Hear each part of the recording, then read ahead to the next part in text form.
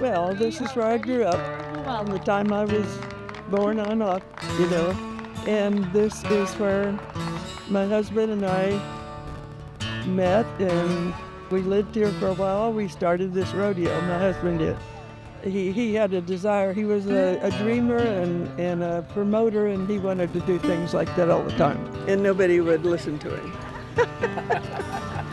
And so his dad said, here, I'll give you $10 and you go start it if you think you can do it. And so the first rodeo we had was pretty small and pretty down home, I guess, or redneck maybe.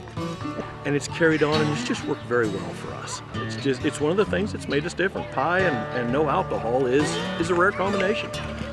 For me, Abbyville, I haven't been a part of Abbyville as an address since 1986, but I come back for the rodeo every year to help.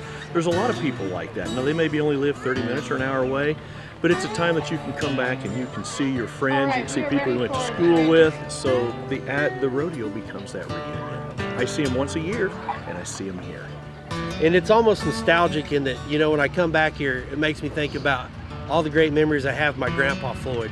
He passed away in 1998, and you know, honestly, any time of the year, there's nothing in this place. There's nothing going on, but for 2 days in May, man, everybody wants to call Abbyville home. It's a good Christian community. They just come together. They started way before I was old enough to do it. You're going to make me cry because the elderly ladies, the generation above me, probably started it because that's kind of when it started.